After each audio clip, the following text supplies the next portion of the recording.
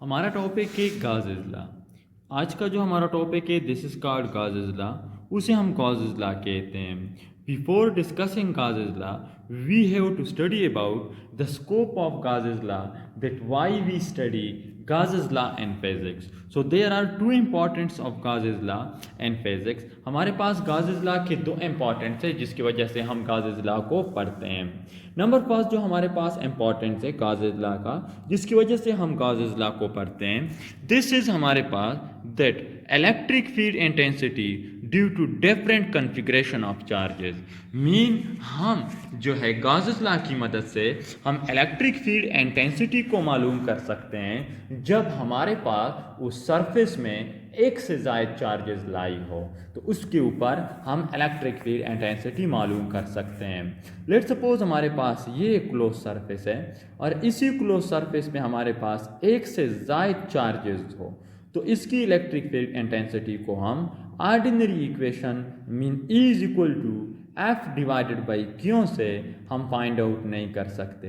तो इसके लिए क्योंकि this equation is applicable only for single charges, ये सिंगल चार्ज के लिए एप्लीकेबल है। इसकी मदद से हम सिंगल चार्ज की इलेक्ट्रिक फील्ड इंटेंसिटी को मालूम कर सकते हैं। डिस्ट्रीब्यूशन ऑफ चार्जेस की इलेक्ट्रिक फील्ड इंटेंसिटी को हम मालूम नहीं कर सकते। तो this is the first importance of Gauss's law and physics.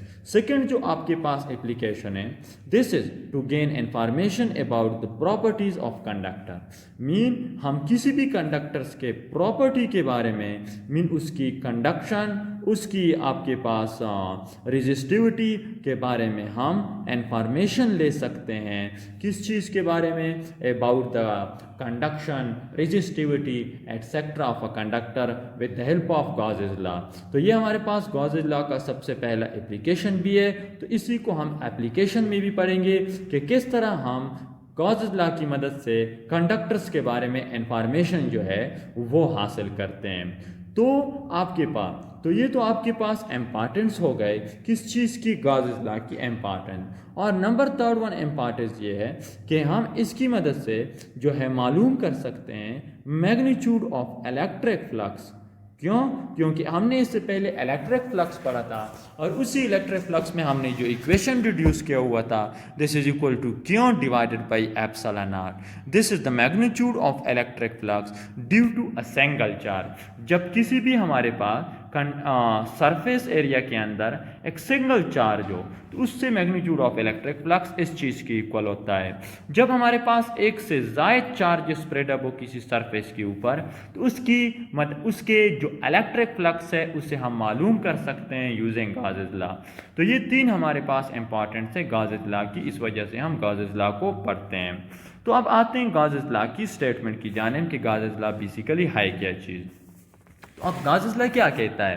गाज़िज़ law की दो स्टेटमेंट है। स्टेटमेंट नंबर फर्स्ट है it is at stated that the net electric flux through any close surface is equal to the net charge enclosed by that surface divided by permittivity of free space. According to that statement, इस statement के मुताबिक गाज़िज़ law कहता है कि किसी भी close surface में हमारे पास क्यूब आता है, स्फेयर आता है, रेक्टेंगल आता है, हमारे पास स्क्वायर आता है। तो all of these are cubic हमारे पास सरफेस, तो ऑल ऑफ दीज आर हमारे पास क्लोज सरफेस। तो अब अगर इसके अंदर हमारे पास चार्जेस लाई हो तो उन चार्जेस का जो मैग्नीट्यूड ऑफ इलेक्ट्रिक फ्लक्स होगा वो किस चीज़ की इक्वल होगा?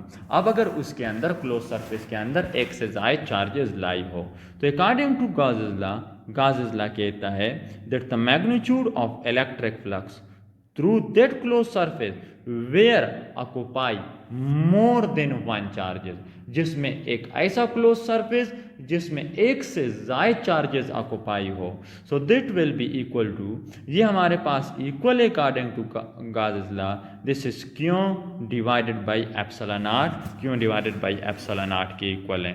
पॉइंट टू बी नोटेड, एक सिंगल चार्ज को हम रिप्रेजेंट करते हैं विद द हेल्प ऑफ, किस चीज़ की मदद से हम रिप्रेजेंट करते हैं? विद द हेल्प ऑफ और मोर देन वन चार्जेस को हम रिप्रेजेंट करते हैं विद द हेल्प ऑफ क्यों. So this is magnitude of electric flux through any closed surface when there is a distribution or configuration of charges mean more than one charge. Second जो हमारे पास statement है वो हमारे पास ये है, the electric flux through any close surface, any closed surface is equal to 1 over epsilon naught times to the total charge q enclosed by that surface.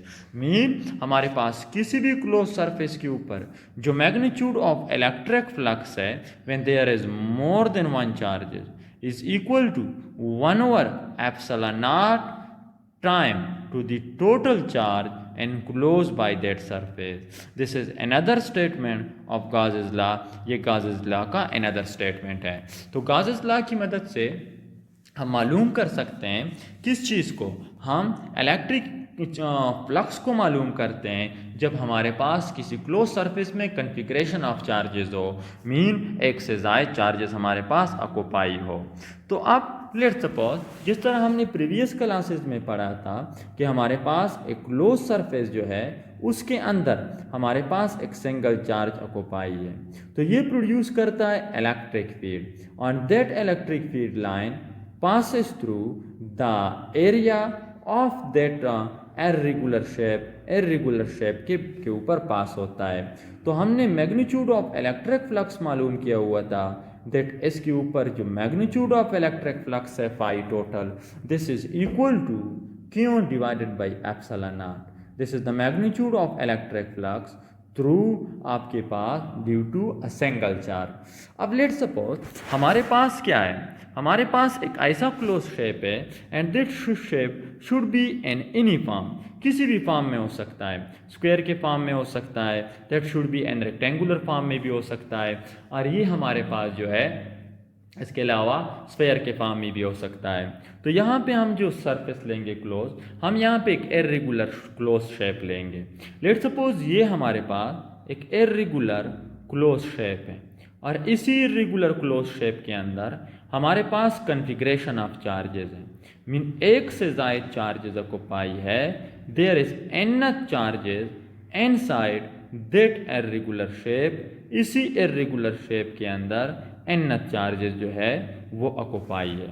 सो अब यहाँ पे हम इसे नाम देते हैं, let's suppose this charge is Q1, that charge is Q2, that charge is Q3, that charge is Q4, that charge is Q5 up to so on. This charge is Qn-1 and that charge is Qn. This is nth charges enclosed by that surface. तो इसके ऊपर हमारे पास हमने मालूम करना है net electric flux, mean हमने total electric flux यहाँ पे मालूम करना है कि नेट इलेक्ट्रिक फ्लक्स किस चीज़ के इक्वल होगा. सो अब यहाँ पे सबसे पहले हम यहाँ पे हर एक चार्ज के ऊपर मैग्नीट्यूड ऑफ इलेक्ट्रिक फ्लक्स को हम मालूम करेंगे और उसके बाद इसका हम समेशन लेंगे, that will be the net electric flux through that surface, इसी सरफेस के ऊपर. तो सबसे पहले हम मालूम करेंगे magnitude of electric flux for Q1, mean due to charge Q1, electric flux due to mean phi due to Q1 की वजह से जो मैग्नीट्यूड ऑफ इलेक्ट्रिक फ्लक्स है. Now from the definition of electric flux की definition की वजह से, single charge की वजह से इलेक्ट्रिक फ्लक्स जो है वो इक्वल होता है that phi is equal to Q divided by epsilon naught के इक्वल होता है. सो Q1 की वजह से magnitude of electric flux that will be equal to phi 1 and is equal to Q1 divided by epsilon naught, इस चीज़ के equal होगा. और electric flux due to charge Q2 will be equal to phi 2 and is equal to Q2 divided by epsilon naught. और जो हमारे पास third charge है mean SQ3 की वजह से magnitude of electric flux will be equal to phi 3 and is equal to Q3 divided by epsilon naught up to so on. So magnitude of electric flux due to nth charge, क्यों n हमारे पास, तो वो हमारे पास किस चीज़ की equal होगा, that should be equal to Qn and is equal to Qn divided by epsilon naught के इक्वल है. This is magnitude of electric flux due to n charge. So अब हमारे पास जो मैग्नीट्यूड ऑफ इलेक्ट्रिक फ्लक्स होगा किस चीज़ की वजह से, मीन टोटल चार्जेस की वजह से. तो electric flux due to all of the charges और configuration of charges is equal to phi total is equal to phi 1 plus हमारे पास फाई 2 प्लस हमारे पास फाई 3 प्लस हमारे पास up to so on. So अब हमारे पास up to so on n2 plus हमारे पास फाई n. तो इनकी वैल्यूज़ हमारे पास है Q1 Q2 Q3 up to Qn तक हमारे पास वैल्यूज़ हैं. तो इन वैल्यूज़ को इस इक्वेशन में पुट कर लें तो हमारे पास आ जाएगा that phi total is equal to phi 1 की value this is equal to Q1 divided by epsilon naught plus phi 2 की value this is Q2 divided by epsilon naught plus हमारे पास phi 3 this will be equal to Q3 divided by epsilon naught plus हमारे पास up to so on so plus due to phi n that will be equal to Qn divided by epsilon naught. This is the magnitude of electric flux. So phi 2 इसमें 1 over epsilon naught common है, इसे common रख लें तो हमारे पास आ जाएगा that phi total is equal to 1 over epsilon naught n2 Q1 plus Q2 plus Q3 plus up to so on plus हमारे पास Qn मीन एन चार्ज. तो अब यहाँ पे हमारे पास जो Q है वो हमारे पास nth वैल्यू है Q की, तो इसे हम ऑर्डिनरी एडिशन से ऐड नहीं कर सकते. तो यहाँ पे हम एक रूल अप्लाई करेंगे which is called summation rule. So magnitude of electric flux phi total is equal to 1 over epsilon naught n2 Q1 plus Q2 plus Q3 plus up to so on up to Qn. तो अब इस Q को हम add करेंगे on the basis of summation. तो हमारे पास आ जाएगा that should be equal to phi total is equal to 1 over epsilon naught. तो ये वैल्यू आ जाएगी summation i is equal to 1 up to i is equal to infinity. तो that will be equal to Qi. अब हमारे पास समेशन i is equal to 1 up to i is equal to n and to Qi is equal to capital Q. एक से ज़ायद charges को हम कैपिटल Q से रिप्रेजेंट करते हैं. So phi total will be equal to 1 over epsilon naught n2 Q. this shows that phi total is equal to Q divided by epsilon naught. This is the magnitude of electric flux through a closed surface, through any closed surface due to distribution of charges की वजह से ये magnitude of electric flux हो गया. तो ये हमारे पास हो गया गॉसेस लॉ और ये हमारे पास गॉसेस लॉ का मैग्नीट्यूड आ गया. Mean this is magnitude of electric flux due to infinite distribution of charges हमारे पास ये आ गया.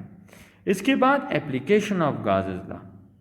आप एप्लीकेशन ऑफ गॉसेस लॉ में हमारे पास सबसे पहला जो एप्लीकेशन है वो क्या है. सबसे पहला जो हमारे पास एप्लीकेशन है this is electric field and charge inside a conductor. तो अब अगर आपको याद हो इससे पहले इम्पॉर्टेंस में मैंने पढ़ा ये कहा था to gain information about the properties of conductor. तो ये आपके पास ये जो एप्लीकेशन है ये प्रॉपर्टीज ऑफ कंडक्टर्स को एक्सप्लेन करता है. हाँ, तो इसमें हमारे पास दो थ्योरम है. नंबर फर्स्ट जो थ्योरम है थ्योरम 1 हमारे पास this is electric field inside a conductor under electrostatic equilibrium. What is meant by electrostatic equilibrium? Electrostatic equilibrium का क्या मतलब है? इलेक्ट्रोस्टैटिक इक्विलिब्रियम का मतलब है कि जब आपके पास कोई चार्ज रेस्ट के फॉर्म में हो, मीन इसकी वेलोसिटी क्या हो? ज़ीरो हो, या कोई चार्ज मोशन कर रहा है with uniform velocity, mean v is equal to constant, and shot a charge with zero acceleration. जब हमारे पास एक्सेलरेशन क्या हो? ज़ीरो हो, तो इसी को हम इलेक्ट्रोस्टैटिक इक्विलिब्रियम कहते हैं। मीन हम कहते हैं कि that charge are in electrostatic equilibrium. अब एक कंडक्टर है, एक कंडक्टर में हमारे पास एक से ज़ायद चार्जेस हों, और वो चार्जेस या तो कंप्लीटली रेस्ट के फॉर्म में हो या मोशन कर रहे हैं with uniform velocity, mean acceleration is equal to zero. तो फिर हम कह सकते हैं कि दैट कंडक्टर और that charges are in electrostatic equilibrium, कि ये इलेक्ट्रोस्टैटिक इक्विलिब्रियम में है। और हमारे पास या जब हमारे पास चार्जेस जो है वो न्यूटन फर्स्ट लॉ को ओबे करते हैं, न्यूटन फर्स्ट लॉ को ओबे करते हैं, तो इसी को हम क्या कहते हैं? This is called electrostatic equilibrium, mean obey Newton first law, Newton first law. और न्यूटन फर्स्ट लॉ में हमारे पास एक्सेलरेशन क्या होता है? This is equal to zero, वो ज़ीरो होता है। तो दिस इज द फर्स्ट आपके पास application. It stated that electric field inside a conductor under electrostatic equilibrium, the electric field intensity inside an isolated conductor is zero। इसका मतलब है कि हमारे पास एक कंडक्टर के अंदर magnitude of electric field intensity किस चीज़ की इक्वल होता है। सो ये हमारे पास थ्योरम 1 है, और थ्योरम 1 में हम ये प्रूव करेंगे। सो थ्योरम 1 में हम ये प्रूव करेंगे that electric field intensity mean E inside a conductor is equal to zero, is equal to zero। ये हमारे पास फर्स्ट एप्लीकेशन का फर्स्ट थ्योरम है। तो इसके लिए हम क्या करेंगे? इसके लिए हम लेट सपोज हमारे पास क्या है? हमारे पास एक कंडक्टर है, this is a conductor, this is a conductor. ये हमारे पास एक कंडक्टर है, और ये हमारे पास एक कंडक्टर का ये वाला साइड है, ये वाला साइड है। अब हमने इसी पॉइंट के ऊपर इलेक्ट्रिक फील्ड इंटेंसिटी को मालूम करना है। तो इसके लिए हम क्या करेंगे? अब इनिशियली कंडक्टर में हमारे पास जब ये इलेक्ट्रोस्टैटिक कंडीशन में नहीं होता, तो इस कंडक्टर में मैग्नीट्यूड ऑफ करंट होता है, तो वो almost t is equal to 10⁻⁻18 second तक इस कंडक्टर में हमारे पास इलेक्ट्रिक चार्जेस फ्लो करते हैं, और वो कंट्रीब्यूट करते हैं करंट को। आफ्टर 10⁻⁻18 सेकेंड सब के सब जो हमारे पास चार्जेस होते हैं वो कंडक्टर के सरफेस के ऊपर लाई होते हैं। पहले तो हमारे पास क्या होता है? एक मटेरियल, एक कंडक्टर इलेक्ट्रिकली न्यूट्रल होता है, मगर इलेक्ट्रोस्टैटिक इक्विलिब्रियम की वजह से जो इंटरनल करंट होता है वो ज़ीरो बन जाता है, और सब के सब चार्जेस जो होते हैं वो क्या होते हैं? वो हमारे पास सरफेस ऑफ कंडक्टर के ऊपर चले जाते हैं। सो जब हमारे पास सब के सब चार्जेस सरफेस के ऊपर चले जाते हैं, तो इन चार्जेस के ऊपर जो नेट फोर्स होता है F net, this is equal to zero. या हमारे पास इन चार्जेस के ऊपर जो एक्सटर्नल फोर्स होता है this is equal to zero. और क्यों ज़ीरो होता है? अब लेट सपोज ये हमारे पास एक चार्ज है, इस चार्ज के ऊपर इस साइड से एक चार्ज फोर्स एग्जर्ट कर रहा है, और इस साइड से भी एक चार्ज फोर्स एग्जर्ट कर रहा है। ये जो फोर्स एग्जर्ट कर रहा है दिस इज F1, ये जो फोर्स एग्जर्ट कर रहा है दिस F2, और F1 और F2 जो है बोथ आर इक्वल, दोनों का मैग्नीट्यूड क्या है? Equal. So the velocity of that charge will be equal to zero. तो इसकी वेलोसिटी क्या होगी, 0 होगी। तो अब हम कहेंगे कि that charge are in electrostatic equilibrium. तो बिल्कुल इसी तरह, तो जब हमारे पास एक कंडक्टर बनता है तो वहाँ पे 10⁻18 सेकेंड तक शॉर्ट इंटरवल ऑफ टाइम तक करंट कंट्रीब्यूट होता है, मगर आफ्टर 10⁻18 सब के सब चार्जेस जो होते हैं वो इलेक्ट्रोस्टैटिक इक्विलिब्रियम में होते हैं और नेट फोर्स क्या होता है, 0 होता है। So from the equation of electric field intensity that E is equal to कि E जो है वो किस चीज़ की इक्वल होता है, E इज इक्वल टू क्यों N2 मीन हमारे पास जो इलेक्ट्रिक फोर्स का इक्वेशन है that F is equal to Q E, F is equal to Q E। अब चूंकि इलेक्ट्रोस्टैटिक इक्विलिब्रियम में होता है सो इट मीन्स दैट यहाँ पे जो नेट फोर्स है this is equal to 0, electric force is equal to 0। So ये इक्वेशन बन जाएगा that 0 is equal to Q E हमारे पास। अब अगर हम दोनों साइडों को क्यों P डिवाइड कर लें तो हमारे पास आ जाएगा this shows that E is equal to 0। So this shows that electric field intensity inside a conductor is equal to 0। Mean किसी भी कंडक्टर के अंदर जो इलेक्ट्रिक फील्ड इंटेंसिटी होती है वो 0 होती है। क्यों? क्योंकि सब के सब चार्जेस हमारे पास क्या होते हैं, इलेक्ट्रोस्टैटिक इक्विलिब्रियम में होते हैं और इसी इलेक्ट्रोस्टैटिक इक्विलिब्रियम की वजह से F इज इक्वल टू 0 होता है। मीन हम लिख सकते हैं कि F इज इक्वल टू 0। क्यों 0 होता है? चार्जेस के दरमियान जो फोर्स होता है वो 0 होता है। क्यों 0 होता है? Due to electrostatic equilibrium. Electrostatic equilibrium की वजह से जो चार्जेस क्या होते हैं वहाँ पे नेट फोर्स कॉलम फोर्स 0 होता है। तो जब कॉलम फोर्स 0 है it mean that electric field intensity is 0। तो ये हमारे पास फर्स्ट थ्योरम हो गया। जो सेकंड हमारे पास थ्योरम है दिस इज वो हमारे पास है थ्योरम 2।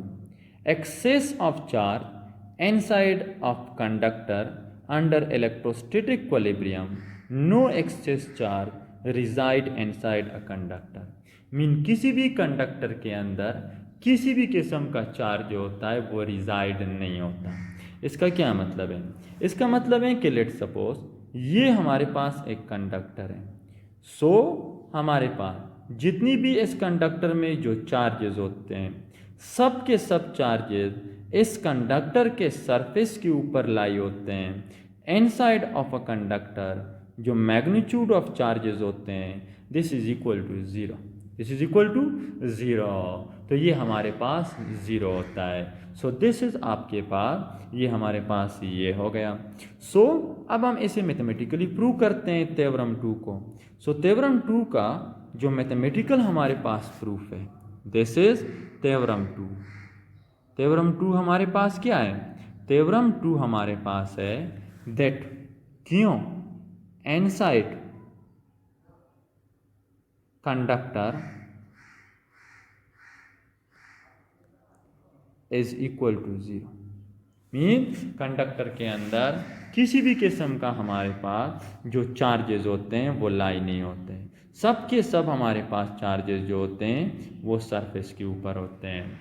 सो हमारे पास किस तरह हमारे पास जब एक चार्ज इनसाइड अ कंडक्टर होता है तो इलेक्ट्रोस्टैटिक इक्विलिब्रियम में नहीं होता, तो वो फौरन सरफेस ऑफ कंडक्टर से इंटरनल आपके पास ऑफ अ कंडक्टर से जंप करके सॉफ्ट जो है वो सरफेस ऑफ अ कंडक्टर के ऊपर आ जाता है। सो मैथमेटिकली हम लिख सकते हैं from the definition of electric flux that phi is equal to क्यों divided by epsilon not. This is equation number 1। ये हमारे पास इक्वेशन नंबर 1 है। तो अब लेट सपोज हम इसका ये हिस्सा लेते हैं इस कंडक्टर का। सो ये हमारे पास इस कंडक्टर का ये हिस्सा है। तो इसके लिए हम इंटरनली एक गाउसियन सरफेस लेंगे। This is a Gaussian surface to study presence of charge inside a conductor. This is called Gaussian surface. इसी को हम गाउसियन सरफेस कहते हैं। This is called a Gaussian surface. So अब from the electric flux this is equation 1. From the definition of, किस चीज़ से? From the definition of electric flux. ये तो गाउस लॉ से हो गया. सो इलेक्ट्रिक फ्लक्स की डिफिनीशन से that phi E is equal to, किस चीज़ की इक्वल होता है? समेशन ई इज डॉट आपके पास डेल ए के इक्वल होता है. दिस इज इक्वेशन 2 आपके पास. सो अब कंपेयर कर लें. Mean comparing equation 1 and equation 2. Equation 1 और इक्वेशन 2 को कंपेयर कर लें तो हमारे पास क्या आता है? हमारे पास आता है that Q divided by epsilon naught is equal to summation E dot del A. Now हमारे पास चूंकि कंडक्टर इलेक्ट्रोस्टैटिक इक्विलिब्रियम में होता है और inside a conductor electric field intensity is equal to 0.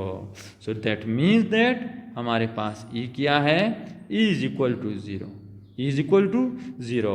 तो ई की ई वैल्यू यहाँ पे पुट कर दें तो हमारे पास आ जाएगा this shows that Q divided by epsilon naught is equal to 0 and to del A which will be equal to, this shows that Q divided by epsilon naught, क्यों divided by epsilon naught is equal to 0. दोनों साइडों को epsilon not से multiplied कर लें तो हमारे पास आ जाएगा that Q is equal to 0. Mean due to electrostatic equilibrium no charges reside inside a conductor. और सब के सब चार्जेस जो होते हैं वो कंडक्टर के सरफेस के ऊपर लाई होते हैं, न कि आपके पास internal of a conductor. Inside of conductor जो मैग्नीट्यूड ऑफ चार्जेस होते हैं वो 0 होते हैं. इनसाइड कंडक्टर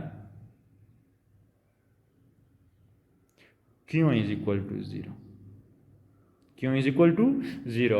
इलेक्ट्रिक फ्लक्स 0 के इक्वल होता है, सॉरी चार्जेस 0 के इक्वल होते हैं. Now the next application of Gauss's law is, वो हमारे पास क्या है? गॉसेस लॉ का जो नेक्स्ट एप्लीकेशन है this is electric field intensity. Electric field intensity due to a hollow charge conducting plate. Mean किसी भी आपके पास हॉलो चार्ज कंडक्टिंग प्लेट की वजह से हमने फाइंड आउट करना है इलेक्ट्रिक फील्ड इंटेंसिटी को. तो अब लेट सपोज हमारे पास ये एक हॉलो चार्ज कंडक्टिंग प्लेट है और इसके हमारे पास सरफेस के ऊपर पॉजिटिव चार्जेस जो है वो स्प्रेड अप है इन द फॉर्म ऑफ दैट. अब हमने इसी स्फीरिकल शेल के इनसाइड और आउटसाइड हमने इलेक्ट्रिक फील्ड इंटेंसिटी मालूम करनी है. सो अब let's suppose this is the centre. अब यहाँ पे इसकी किसी भी पॉइंट के ऊपर हम इलेक्ट्रिक फील्ड इंटेंसिटी मालूम करना चाहते हैं तो सबसे पहले हम मालूम करेंगे electric field intensity inside a spherical shell.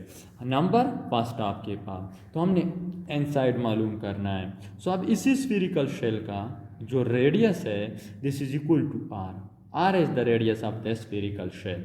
तो इसके लिए हम एक गॉसियन सरफेस सेलेक्ट करते हैं ताकि हम यहाँ पे इलेक्ट्रिक फील्ड इंटेंसिटी को स्टडी कर सकें. तो इसी इलेक्ट्रिक गॉसियन सरफेस का जो रेडियस है इस पॉइंट के ऊपर हमने मालूम करनी है electric field intensity on that point. So इसका ये जो फासला है this is equal to R P. ये हमारे पास आर पी है. सो अब from the definition of electric flux के डिफिनीशन से दैट हमारे पास इलेक्ट्रिक फ्लक्स का डिफिनीशन क्या है? That phi is equal to क्यों डिवाइडेड बाई एप्सिलॉन नॉट. मगर हमारे पास जो इनसाइड अ कंडक्टर है किसी भी किस्म के चार्जेस ऑक्यूपाई नहीं है. So this will shows that phi is equal to 0. Electric flux यहाँ पे क्या है? वो हमारे पास 0 है. सो अब from the another definition of electric flux के दूसरी डिफिनीशन से that phi is equal to E dot A. So अब यहाँ पे हमारे पास, तो दिस इज यहाँ पे फाई की जगह पे क्या कर लें, इक्वेशन 1 की वैल्यू पुट कर लें। दिस इज आपके पास इक्वेशन 1, तो यहाँ पे हम लिखेंगे पुटिंग इक्वेशन 1 पुट कर लें, mean electric flux is equal to 0, तो we will get 0 is equal to E dot A. अब यहाँ पे जो ई है, this is called electric field intensity and A is area. अब हमारे पास जो एरिया है वो तो 0 हो ही नहीं सकता, वो तो हमारे पास कांस्टेंट वैल्यू है। स्फेयर ऑफ एरिया, किसी भी स्फेयर का जो एरिया होता है, this is equal to 4 pi r square के इक्वल होता है, तो ये तो हमारे पास 0 हो नहीं सकता। तो इसका मतलब है कि इलेक्ट्रिक फील्ड इंटेंसिटी इज 0। तो this shows that electric field intensity E is equal to 0, E is equal to 0, electric field intensity E जो है वो 0 है। सो दिस इज आपके पास जो है, it means that electric field intensity at any point inside a hollow sphere is equal to 0. Why? Because no charge reside inside a conductor inside the spherical shell. Second जो हमारे पास इस second application का जो second हमारे पास theorem है, this is electric field intensity outside the spherical shell, mean हमने इसी स्फीरिकल शेल के आउटसाइड इलेक्ट्रिक फील्ड इंटेंसिटी मालूम करनी है। सो अब इसके लिए लेट सपोज ये हमारे पास एक स्फीरिकल शेल है और इसके सरफेस के ऊपर पॉजिटिव चार्जेस जो है वो स्प्रेड अप है, और इसी स्फीरिकल शेल का जो रेडियस है, this is equal to R, R is the radius of that spherical shell. अब हमने आउटसाइड मालूम करना है, सो यहाँ पे हम एक पॉइंट चूज करते हैं, लेट सपोज दिस पॉइंट, और इस पॉइंट को हमने पी का नाम दे दिया। सो अब सेंटर से इस पॉइंट पी तक ये जो फासला है, this is called r P, ये आर पी है। तो अब हमारे पास जो magnitude of electric flux such that जो हमारे पास आर पी है, this is greater than r, ये आर से ग्रेटर है, मीन सरफेस से फार अवे है outside. So magnitude of electric flux यहाँ पे किस चीज़ की इक्वल होगा, magnitude of electric flux phi is equal to क्यों डिवाइडेड बाई एप्सिलॉन नॉट की इक्वल है। सो अब इसे नाम दे दें इक्वेशन 1, क्या नाम दे दें, equation 1। From the another definition of electric flux that phi is equal to E dot A, which is equal to EA, which is equal to EA. This is equation 2. So put कर लें, putting equation 1 and equation 2, equation 1 को equation 2 में put कर लें, तो हमारे पास आ जाएगा, this shows that phi mean Q divided by epsilon naught is equal to E A, is equal to E A. अब दोनों साइडों को ए के ऊपर डिवाइड कर लें, तो हमारे पास ये इक्वेशन बन जाएगा दैट इलेक्ट्रिक फील्ड इंटेंसिटी, दोनों साइडों को हमने ए के ऊपर डिवाइड कर लिया, electric field intensity outside, electric field intensity outside the hollow sphere is equal to किस चीज़ की इक्वल होगा, Q divided by A epsilon naught, क्यों divided by A epsilon naught. अब ए क्या है, ए हमारे पास area of the Gaussian surface है, तो ये हमारे पास गाजियन सरफेस है, तो ए इसी गाजियन सरफेस का एरिया है which is in the form of a sphere. So A is equal to, A हमारे पास किस चीज़ की इक्वल है, 4 पाई आर पी स्क्वेयर, क्यों, क्योंकि गाजियन सरफेस का रेडियस आर पी है। सो ए की ये वैल्यू इस इक्वेशन में पुट कर लें, सो हमारे पास आ जाएगा that electric field intensity outside is equal to किस चीज़ की इक्वल होगा, this will be equal to क्यों डिवाइडेड बाई ए की value 4 pi R P square into epsilon naught, into this is the value of A. तो ये equation बन जाएगा हमारे पास, this shows that electric field intensity outside the sphere is equal to वो किस चीज़ की इक्वल होगा? 1 divided by 4 pi epsilon naught. 1 divided by 4 pi epsilon naught, क्यों? Divided by R P square. Rp square. This is the magnitude of electric field intensity outside a hollow charge sphere. Of hollow charge sphere हमारे पास electric field intensity है, which is same as that of electric field intensity due to point charge. जो point charge की electric field intensity है ये equal है due to hollow sphere की। तो ये आपके पास एप्लीकेशन, इसके अलावा तो और एप्लीकेशन भी है, वो इंशाल्लाह हम नेक्स्ट वीडियो में पढ़ें।